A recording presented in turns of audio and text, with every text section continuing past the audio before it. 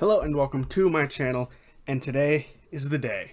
I'm finally going to go over my favorite Campaign 2 moment for every character, each character, all of the player characters, and I'm even going to give some Matthew moments, because I didn't give Matt any moments in the last one, so definitely have to get some Matt moments now, because it felt unfair. He is part of the cast, and got to give Matt his due, because without him, none of this world exists. So let's get right into it. We're going to cover my favorite moments for each character, and I'm going to give Matt one or two moments, and then at the end I'm going to cover some more moments that I don't want to give too much detail about, that I also think are right near my top moment. But one for each for now, and then at the end I'll give a few more for certain characters, because I have many for lots, if that makes any sense. Anyway, let's get right into the video. So first up, I'm going to start with Beauregard, because this one's a doozy, and it's fresh in my mind as I just watched the video for it, so I have to talk about it first. And that is her figuring out the connection between the Tomb Takers, Molly Mock and Lucian, Vesteragna, and the floating sea in the astral plane. Because this is a insane, I think it's like 7 or 8 minutes of just her going over all of her notes, giving us, the viewers, and the other players, her theory about all of this stuff connecting. And she pretty well hits the nail on the head for all of it. She details how about 7 years ago, some people were starting to bring down artifacts from Aor and other pre-Calamity cities and bringing them back down south toward Wildmount and other cities within Wildmount. And then how 2 years ago, Molly Mock came back from the dead after a failed ritual, and then the stuff for all the artifacts was started 5 years before that. So the timeline works out pretty well for Molly Mock to have been part of the Tomb Takers, and the Tomb Takers were running from Vesteragna after everything went wrong with her and she was trying to get the book, and then the ritual happened. So it is a insane bit of piecing things together from a ton of time. She pieced stuff together from early Campaign 2, like within the first 2 arcs, all the way to episode 111, where she reveals her theory. And it's nuts. She has 111 episodes of notes in her hands at this moment, and she just divulges a bunch of stuff. How she believes that when Molly Mock's failed ritual happened, they were believing to teleport him to the city of Aor, but in fact, that city wasn't on this plane, so his soul got trapped there and came back to life, and that's why the body was empty. And it's a really interesting, like, solid 7 or 8 minutes, I forget, it might even be longer, of her giving all this info out and it being pretty spot on. And she also connects it to this being the city that they saw in the visions while fighting Avocado is how I'm going to put his name, on Rumblecusp. And it was an insane collection of note-taking, memory, and connections being made through different things that honestly was amazing. And it's what Bo was made for. And it was amazing. And it fits so well with Bo being specifically the one to do it, as she was the intel gatherer of the Cobalt Soul. It's literally what, or a part of her job is. And I really love this moment because it was truly one of the most mind-boggling moments in all of Campaign 2. How Bo pieced all of this together and she hits the nail on the head with all of it. And I think either just before or just after Lucian comes in and takes out Vesteragna, so it just right away her theory gets confirmed, and it's crazy. And very, very badass moment, because honestly, there's so much stuff that she brings up that people just forgot. I forgot a bunch of it, and for me, Campaign 2 was extremely close in mind. Like, it took me only a couple months to get caught up with the show, so all of that stuff that she had been talking about was very recent for me, unlike for a lot of people, which would have been years apart. So even I forgot this stuff, and she, one of the players who is getting thrown information at her for years, has all of this right in her hands. It's perfect. It's a good Marisha moment, and it's a fantastic Bo moment, because that is what she was meant to do. And I loved every second of it. Thought it was really good. It got to show off Bo's intelligence, and yeah, really enjoy that moment specifically for Bo. So my next one is my Molly Mock moment, my favorite Molly Mock moment, and I'm not going to include Lucian or Kingsley in this. This is strictly the 25 episodes I think we had with Molly Mock, and my favorite Mollymawk moment happens to be their last moment, because what this set up for the future of this campaign was huge. And me having prior knowledge of this moment, I was expecting it and waiting for it, and it delivered, for me anyway, because that was the way I was looking at it. I was coming in thinking this character is going to go somewhere eventually. So when the moment finally happened, and it was against this person who took half of their group, and they went into this battle with what they believed was good information, and they were not necessarily overconfident, but they believed in what they could do, even though half of their team's heavy hitters were currently gone. They lost. They lost, and they paid the price of Mollymawk. And in his last moments of defiance, he just spits in Lorenzo's face. And Lorenzo is one of my favorite villains of this campaign, so it, is kind of double teaming my favorite things here, because it was I honestly think his last moment of defiance of spitting blood into Lucien's face is a 100% Mollymawk to do, or Mollymawk thing to do, as he hates bad people. One of the things he told Not very early on in the campaign was, we don't steal from good people, only bad people. And Lorenzo is 100% one of those bad people that Mollymawk fucking hates. And for him to have this last moment of defiance, and for all of this sort of, the team getting split up, meeting up with a character who has information on them, but not enough information on them, and then coming into this fight that started off rather well for them, only for it to go poorly, was actually really fun. And it was a very good moment, and for me already knowing what happens, that this character won't be there for the entire campaign, and not knowing exactly how they die, this moment lived up to Mollymawk's death. So, for me, this is my favorite Mollymawk moment, because it leads to so many good things, and it was the culmination of so many interesting ideas, like running into a character who had some information but not all, and seeing what the team could do when it was just the four of them and not the entire group, which turns out to not be all that great. So yeah, very fun. Not fun. Fun for me, I guess, because I was waiting for Caduceus, but very interesting, and honestly a perfectly on-character note way for Mollymawk to go out. So yeah, there's my favorite Mollymawk moment. Sorry if you're not a fan of this Mollymawk moment and you have a different one in mind, but for me, this was what I knew Mollymawk for, so it lived up to its expectations. So that's my favorite Mollymawk moment. Sorry. And now for my favorite Veth Bernardo moment, and this one comes toward the end of the campaign when they are traveling in Aor, and she is carrying the cursed dagger. I don't think we ever got the name for the cursed dagger, but the cursed dagger is slowly turning her against her friends, and she refuses to use anything but the dagger, and each time she does, it is slowly corrupting her, and they want, the rest of the party want her to get rid of this dagger because it's, causing her to do bad, stupid things in a very dangerous place. And the moment is funny because they try to take the dagger away from her, and I believe she either shoots somebody or she tries to grab it or stab somebody with it. And this entire time when she's been Veth Bernardo, she has not used the Halfling Luck feature because Sam thinks that's broken, because not rolling nat ones is kind of silly, and rolling nat ones is part of the game in his opinion. So when Veth fails the roll and gets a nat 1, for the first and only time does Veth ever use her Halfling Luck feature, and she succeeds on the reroll to do, I believe it was shoot somebody else. And I thought that was hilarious. It was perfectly in line with the character at the time, because they were slowly being corrupted by this dagger. So it made a lot of sense that they would use something that they normally wouldn't because they thought it was bullshit. So very funny moment, and it shocked everyone at the table. And first of all, everyone at this point was saying, use your Halfling Luck, use your Halfling Luck. And up to this point, Sam had been saying, fuck no, it's broken, it's silly, and I don't like it. So now, when it's against the rest of the party, of course, Sam goes and uses it. And it was perfect. It was hilarious, and yeah, not all of these moments are going to be serious. Some of them are just going to be funny, like this one.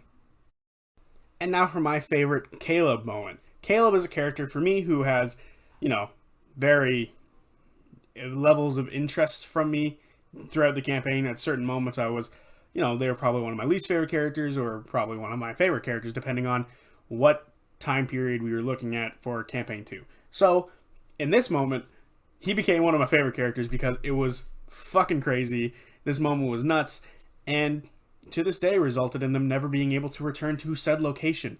And that was the entire fight with Avantika on Darktoe, but the moment specifically that I'm looking at was the Wall of Fire, counterspell, and then running up to the Plank King to give him the note or the book that implicated Avantika. Because it was so thoroughly planned out, and you could see how tense Liam was while playing this moment, and he threw up a wall of fire to give his teammates some space, and then Avantika was going to use her water manipulation spells to sort of get rid of this firewall, and bam, counterspell on the other side of said wall to negate that and to keep this wall up so that they could eventually escape from the ship. After that, he used his transmuter stone to run faster than even Bo all the way up to the Plank King. And yeah, from there, it's a broken neck into history. And I really enjoy this moment because it was so thoroughly planned. And you could the tenseness on Liam, and by extension Caleb, the whole time. Like, I had never seen his neck like pop that much. His neck was super like veiny and stressed, and it was really weird, and it was interesting because of that. And it was the first time where Liam would, in my opinion anyway, the first time where Liam would really, really overthink things for Caleb to do, and it became a trend for him to do throughout the game. And I loved it because it was, exactly what Caleb would do. Overthink every single plan, and sometimes it wouldn't execute, but this time it did. It executed really well. And yeah, really love this Caleb moment. It was funny, it was in character, and it fit it was necessary at the time, and it resulted in the death of Avantika in one of the most fucked up ways ever. Just being picked up and her neck getting snapped is crazy, and resulted in them being banished from Darktoe forever.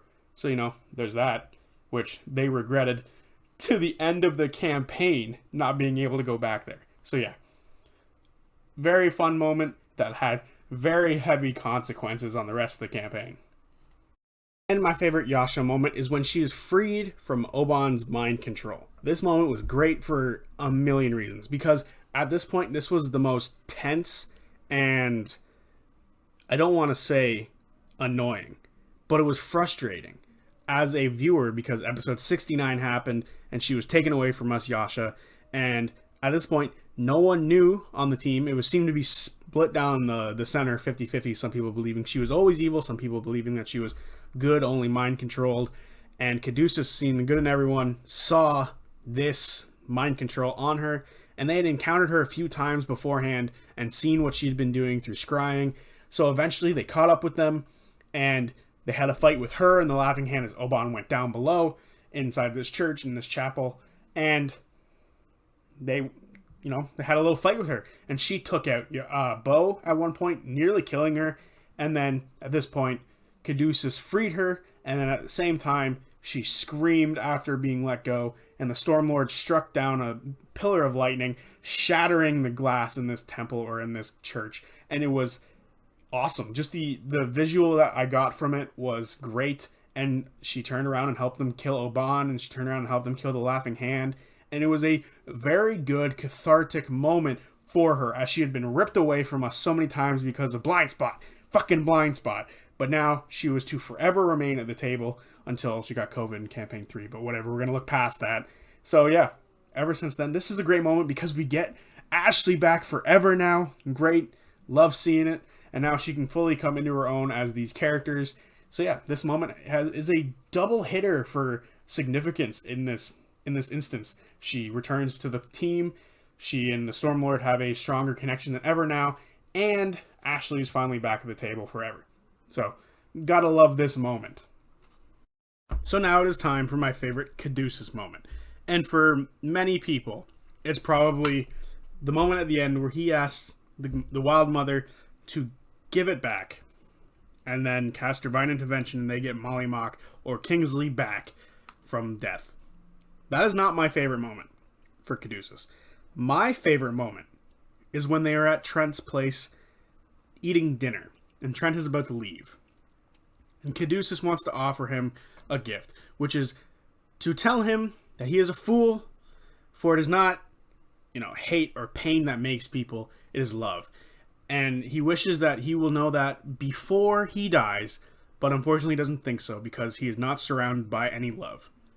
That was the most shade anyone had thrown at somebody in less than a minute 30. Because it was crazy. It was a minute and a half. And he just verbally smacks him down so much harder than he has probably ever received in his entire life. And Trent is such a despicable fucking character throughout the entire campaign. For Caduceus to have almost, I think, one interaction with him before this point, for him to just look at him, say these words, and I didn't do it justice. Go look it up. It is a minute and a half clip on YouTube somewhere. Just look up this moment because it is fantastic. It is a verbal smackdown. I believe the video is called Caduceus Cast Shade, which is friggin' insane. This is only one episode before the Marisha stuff, by the way, with Bo. So the last, quarter of Campaign 2 is filled with amazing moments, and this one might be one of the best, because it is absolutely insane how hard he looks at what would be on everyone's mind as one of the big, bad, evil guys, one of the bad villains for this campaign, and he verbally smacks him down. He bends him over the knee and smacks his ass a few times because he's being a bad boy. And Caduceus, in this moment, is so perfect because this is in character. Telling somebody that the way you're living your life is going to result in you being alone is so cold. And the way that Trent reacts to this, which is just leaving, is so telling because he knows it's true. And it's awesome. It's amazing. It is without a doubt my favorite Caduceus moment because it is such a verbal smackdown to such a despicable, hateable, fucking bastard of a character. And yeah, just love every second of what he says to him. And it's such a tasty verbal smackdown. So much salt on the wounds of Trent Ickathon, which is something he very much needed at the time.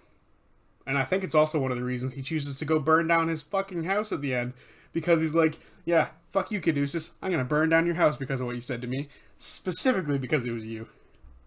Anyway, that's it for this moment. Moving on. Now, I can only describe this moment for Jester as peak Campaign 2.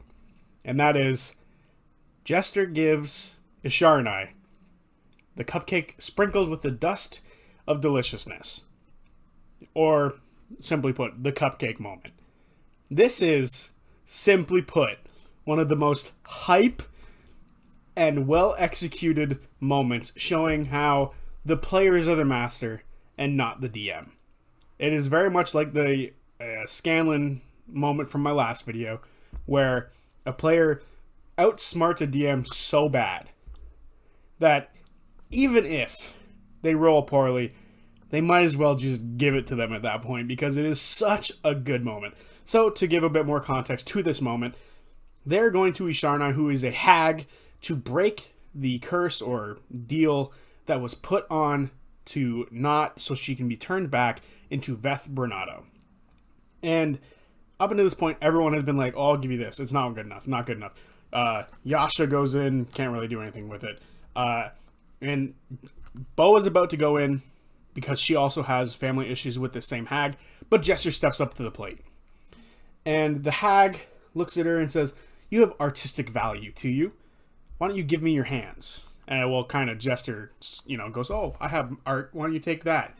And Asharnai agrees, but not in the way Jester thinks. Jester thinks she's just going to take her artistic interpretation from her, right? She won't be able to draw very well anymore. Well, no, Asharnai wants her hands. She wants to just take her hands off and put them in a cage. A small cage, the right size for about 2 hands. And Jester questions how she's going to cast spells and how she's going to eat. And Asharnai says, that's up to your god and your friends can feed you. So, Jester says, well, I want to eat one thing one more time with my own hands. And she takes out a cupcake, splits it in 2, and sprinkles the dust of deliciousness, which gives this person she's up against disadvantage on wisdom saving throws. And thus, she casts, the spell's name is eluding me at the moment, but the one that makes you change someone's memory. Change memory! God damn it, I'm ridiculous. She casts change memory on them. I think that's the name of the spell, but it sounds right.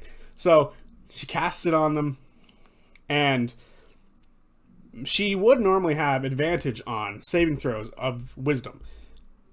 But because of the Dust of Deliciousness, she only has one roll, because advantage and disadvantage equal each other out. And Matt rolls extremely poorly. And there's a bit of mental math in Matt's head as he remembers the whole disadvantage, advantage, canceling each other out thing. To then which she sort of bows down to Jester, and Jester says that they had such a good time together in this little pocket of time, and she's just gonna get rid of the curse, not take her hands, and they can walk away safe, sound, and enjoying their art and being able to feed themselves still. To which Asharnai just, of course she obliges to, releases Knot of the spell, opens the door, and lets Jester out, and Jester and the crew run down the hill, because they were in the hills, so I can't say that they run to the hills. But they run all the way back, and then lift the curse on Knot. They change her back to being Veth Bernardo. But this moment was great, and to this day we still haven't seen Asharnai's revenge in full, or at all. They have had a few bit of information and context together. But this was a great moment, and honestly was probably one of the most hype, peak moments of all Campaign 2 for many people, myself included, obviously. But it's still not my favorite moment in this campaign, for there is one more character that I still need to talk about, and that is next. So, I think I made it pretty obvious who the last one is by not using them yet, and that's Ford.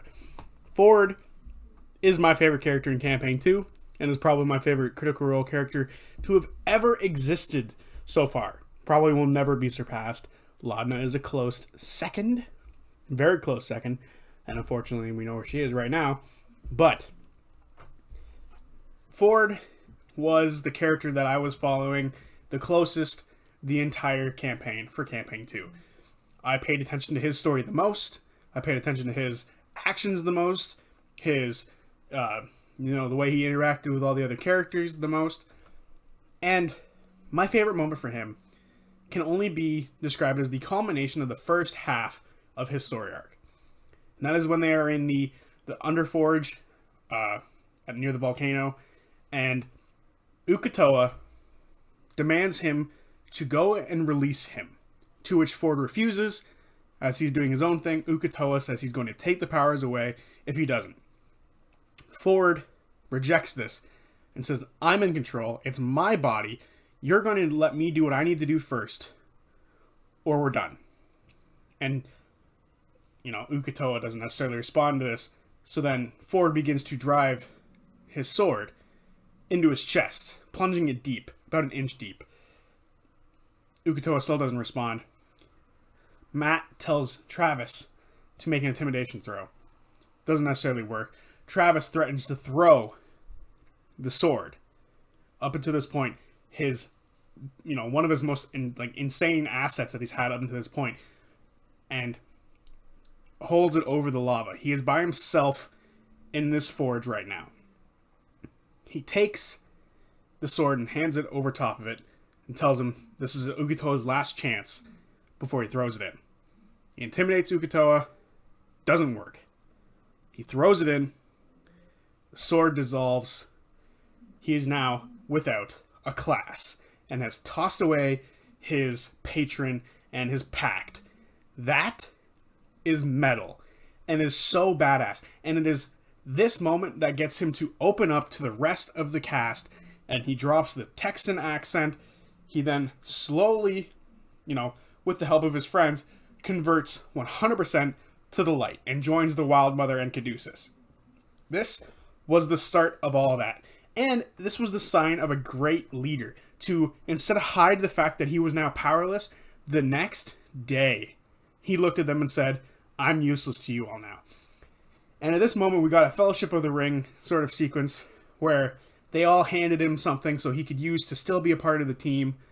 He got a whip, he got a glove of blasting, he had a handful of other magic items handed to him. And because of this, he wasn't useless to the team. And this is when the team, to me, and this is only on episode 72, this is when they truly, truly became a family. They were a team up to this point, But this was the moment they became a family. They still had a piece missing of their family, as Yasha wasn't there at the time. But this was when the family became a family. They were just missing one person. And I loved this moment because it leads to him going down the way of a paladin and becoming a champion of light and eventually getting the Star Razor and eventually using the Star Razor to go on to kill Avantika under the sea in a great arc of arcane flash, or divination, I mean. And it was just such a great moment. And it was the culmination of Ford's first half of his arc.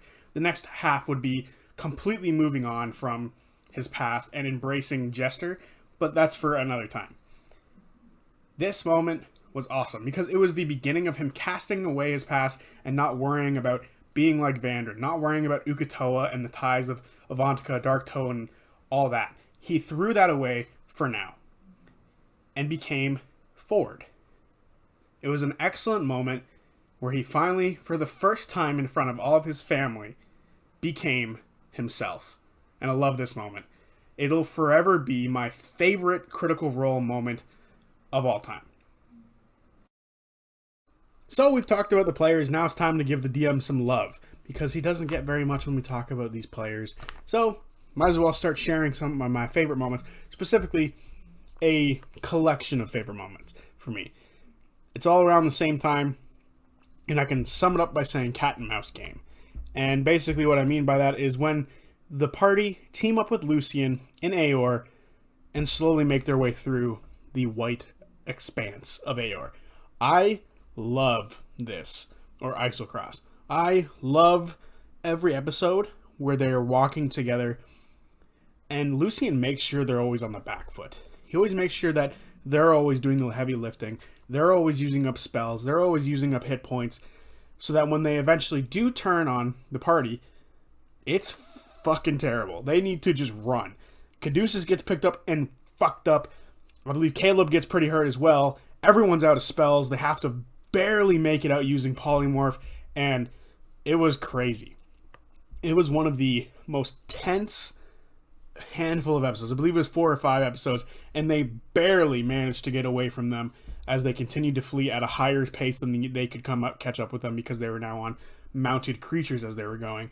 And it was just tense. This moment, like this handful of moments with Lucian and them, the first time they meet up, they're in their dome of protection. Well, not dome of protection, but they're in the tiny hut, Caleb's tiny hut, and Caduceus like pokes his head out and sees them, and very tense right off the bat because you weren't quite sure what Lucian was going to do. And I love from that moment on to the moment where they leave each other's collective group, it's just tense and interesting, as there is a handful of moments where Lucian suggests that they just leaves people behind, like when the white dragon friggin' swoops down and attacks a group of, I believe the number would be about 14 people, and they can barely fight the thing, and Lucian suggests, no, well, it's only going after Bo, let her go, who cares, which is messed up beyond all belief. Yeah, I love every second of them traveling with Lucian, and that is going to be my favorite Matt moment, as it is probably the most tense I ever felt watching a live stream. I said that a few times in this video, I think. But this time I mean it. this one's really tense.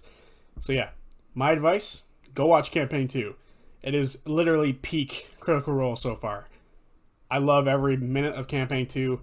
Campaign 3 is getting close. You're getting close with catching up with some of the highest points of Campaign 2, but I think it's still got a long way to go before it completely matches.